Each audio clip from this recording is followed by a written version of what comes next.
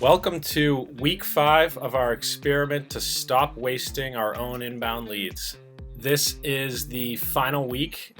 I just want to comment to anybody listening to this. We've had technical issues all morning trying to get this recorded, and we have pushed through. So we're doing some ridiculous workaround to make this happen. So hang in there. Exactly.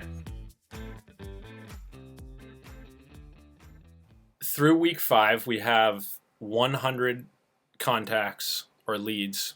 32 of those are qualified. 32 we've contacted, right? That was sort of the point of this experiment, is to make sure we get in touch with anyone who is a marketing qualified lead. We've had 17 meetings. We've had no proposals and no customers. If you compare that to the benchmark, we're looking at 100 contacts in the benchmark, so the same amount there.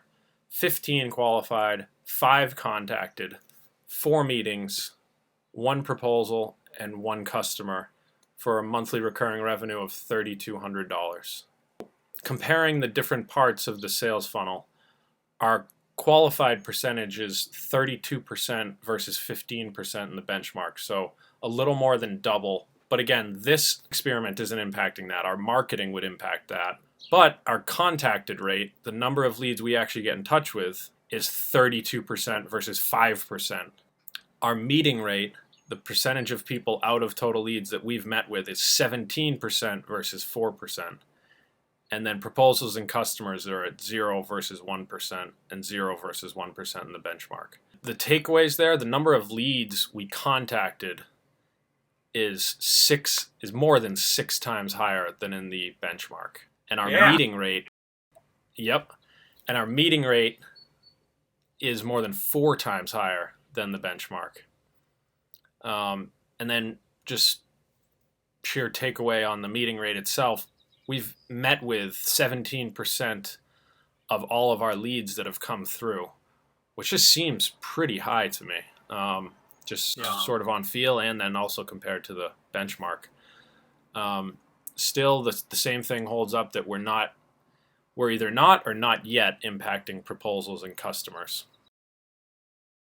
So why do you think our new process that is much better at getting in touch with people and meeting with people hasn't impacted our sales thus far?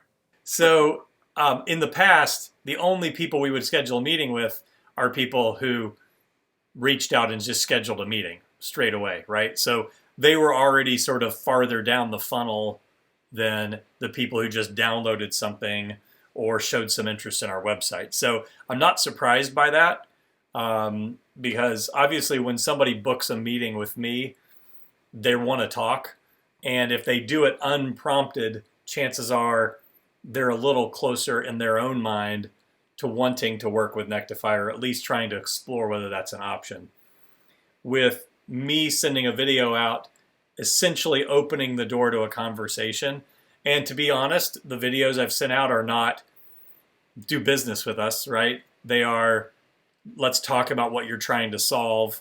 Let me see if I can be helpful, answer some questions about what Nectafy does, and see if there's anything there. So I don't think that it's a big shocker that we have more meetings and fewer proposals. I will also say, though, that I'm really glad we're tracking this for the lifetime of these 100 leads, because I believe some of them will turn into proposals and customers, just not within that brief period of time. I'm not discouraged by those numbers. I think that probably just has to do with we are initiating the conversation earlier in the process. And then I'd also add, we sort of go through waves of closing clients. We actually closed 2 clients right before the experiment. Yep. So one showed up in the benchmark data, and then one was also right before that.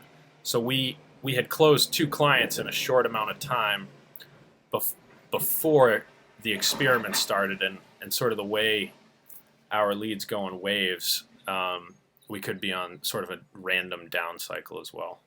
That's a great point. And just to point out to anybody who's paying attention to this experiment, for us to close 1 customer a month consistently would be a fantastic result of us kind of initiating this new process. So it's definitely not been a negative thing at all for us to increase how we contact people. Which, by the way, Henry, I've got 3 minutes in this call before I go have a sales call with someone because of this experiment that we're doing. So, will you continue the sales process this way?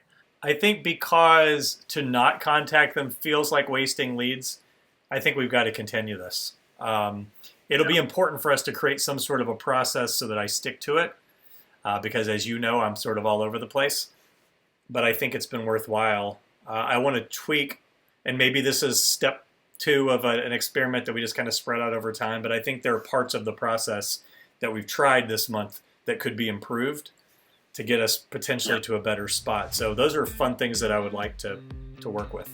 So I'm encouraged as well. I actually think the reason proposals and customers haven't been impacted quite yet is the length of the sales cycle. We will update this experiment if anything else changes with these 100 leads.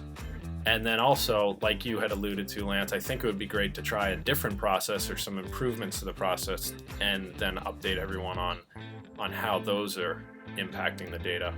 So go ahead and subscribe down at the bottom of this post. If you put your name in, we will update you if these 100 leads are impacted in any way, or if we start a new experiment with a different sales process. So we'd love to update you on that. So thanks for following us through this experiment, and we will update you next time.